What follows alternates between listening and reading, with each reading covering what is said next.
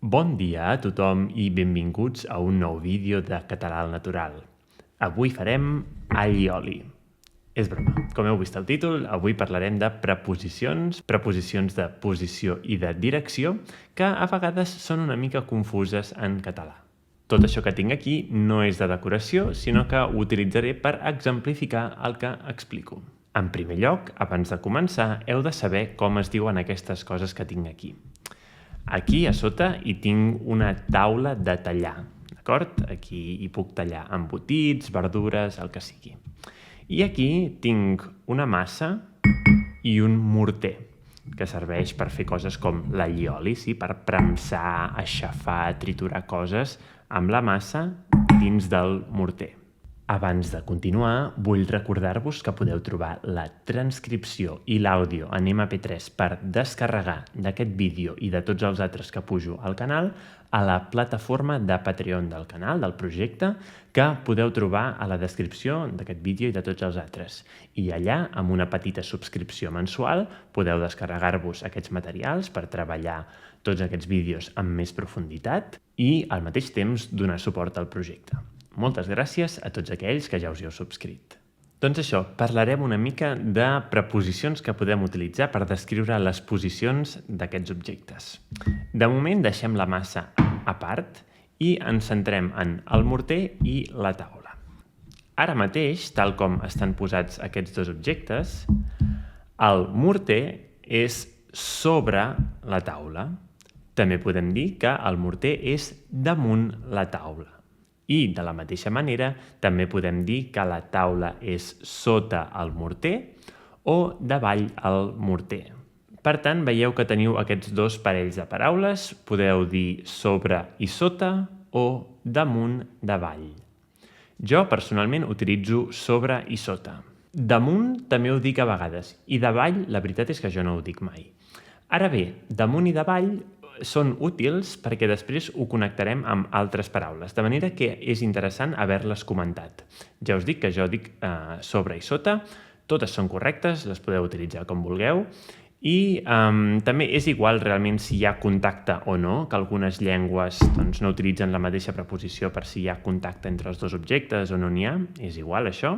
I també volia comentar que aquestes preposicions que he comentat aquí podem afegir-hi més preposicions al costat per complementar-les. Totes aquestes preposicions poden portar un de després. Per exemple, el morter és sobre de la taula o la taula és sota del morter. I també una a davant.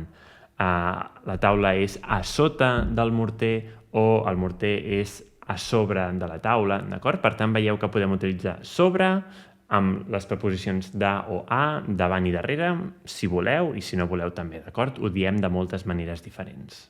I segur que molts de vosaltres, quan jo he estat dient aquestes paraules, heu estat pensant: i què passa amb les paraules dalt i baix? Doncs ara comentarem com utilitzaríem dalt i baix.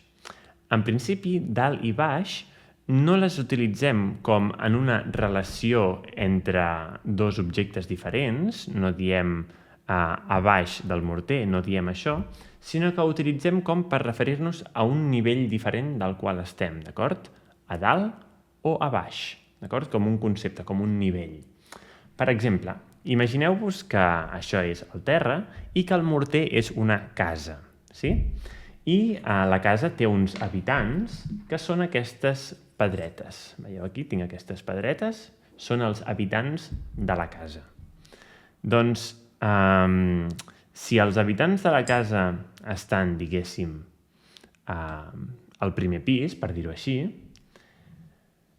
des de la seva perspectiva, dels habitants que són aquí dalt, la massa és a baix. No? Si una pedreta li pregunta a l'altra: on és la massa?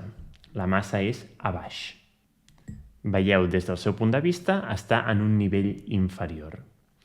I el mateix, si els habitants, les pedretes, fossin a baix, a peu de carrer, i la massa fos a dalt, sobre el morter, els habitants de la casa, les pedretes, dirien: on és la massa? Dirien: a dalt, d'acord? En un nivell superior.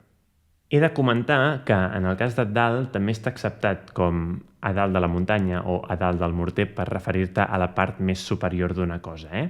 Per tant, que en aquests casos podria ser una mica utilitzar-lo com a sinònim de sobre o damunt.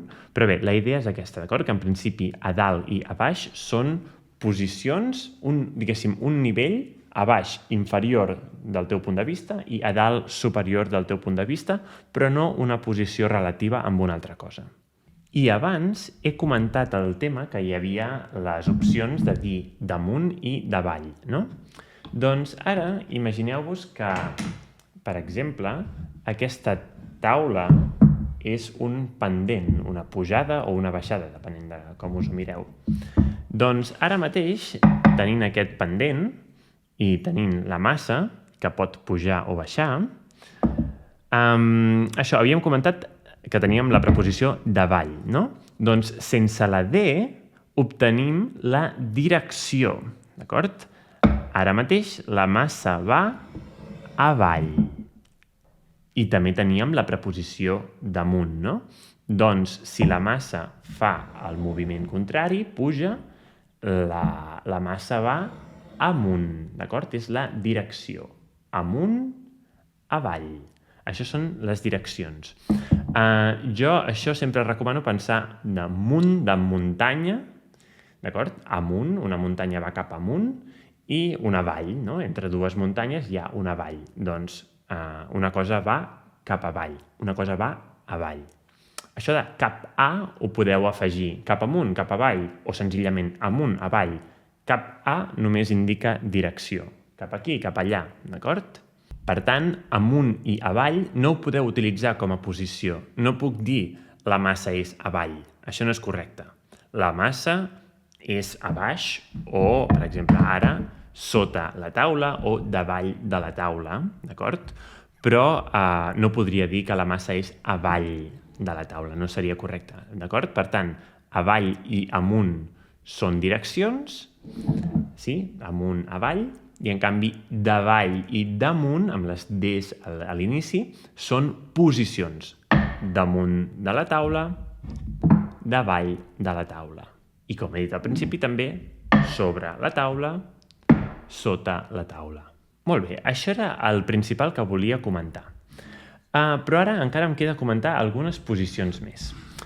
Ara mateix, si jo col·loco aquí la massa, des del vostre punt de vista, la massa és davant del morter, d'acord? I, en canvi, si col·loco la massa aquí, la massa és darrere del morter des del vostre punt de vista. Per tant, afegim aquestes dues posicions, davant, darrere. I també tenim unes direccions associades a aquestes posicions.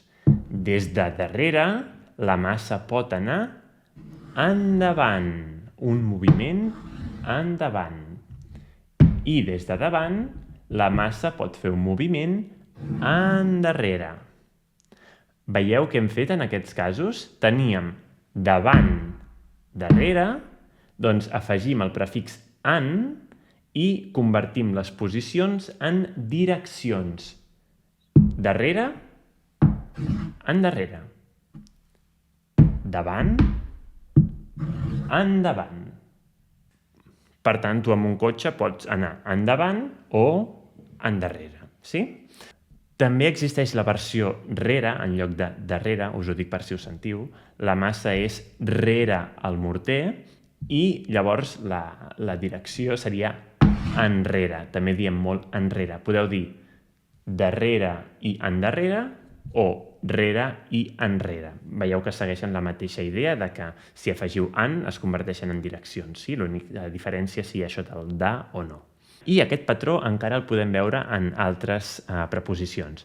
Per exemple, ara mateix jo he posat la massa dins del morter, d'acord? I també puc deixar la massa fora del morter. També, com dic, el de després el podeu posar o no, és igual. Fora el morter o fora del morter és igual. I dins del morter o dins el morter és igual. I també fins i tot amb la A de davant, a dins, a fora o sense la A. No importa, la A i el de podeu posar-los, treure'ls com vulgueu. Nosaltres ho fem com ens surt sense pensar-hi. Tornem al que estàvem dient. Posicions dins, fora. I endevineu com seran les direccions? Si tenim la massa va endins, d'acord? Un moviment cap a dins d'una cosa, endins, i des de dins un moviment cap enfora. Sí? Endins, entrar, enfora, sortir. Igual que havíem afegit aquest prefix en per fer endavant i endarrere. I com sempre tenim sinònims. A part de dins també existeix el sinònim dintre. És igual de correcte, és el mateix, d'acord?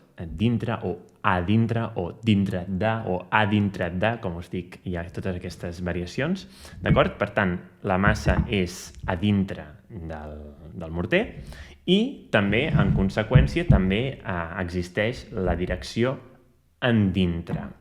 Jo personalment sempre dic endins, però també existeix endintre, que també és la direcció d'entrar a l'interior d'una cosa. Doncs bé, això és una mica el que us volia explicar en aquest vídeo d'avui. Espero que hagi sigut visual i que hagi quedat clar. Fem una mica de repàs. La massa és sobre el morter o damunt del morter i el morter és sota la massa o davall de la massa. La massa pot anar amunt o avall i endavant o endarrere. I amb aquestes últimes dues direccions també podem col·locar la massa davant del morter o darrere del morter. Com he dit, existeix l'opció rere el morter i la direcció enrere. I finalment tenim dins o dintre del morter amb la direcció endins o endintre i fora del morter o la direcció enfora. Doncs bé, això seria tot. Espero que hagi quedat clar. Òbviament existeixen més preposicions i petites excepcions i altres cosetes, però això és la norma general que podeu utilitzar per començar a utilitzar totes aquestes preposicions de manera correcta. Espero que hagi quedat clar. Si teniu qualsevol dubte me'l podeu preguntar als comentaris i, com sempre, podeu deixar un like al vídeo si us ha agradat, subscriure-us al canal si encara no ho heu fet i donar suport al projecte a través de la plataforma de Patreon que podeu trobar a la descripció del vídeo. Això sí que ara és tot. Ens veiem a la propera. Apa! Siau!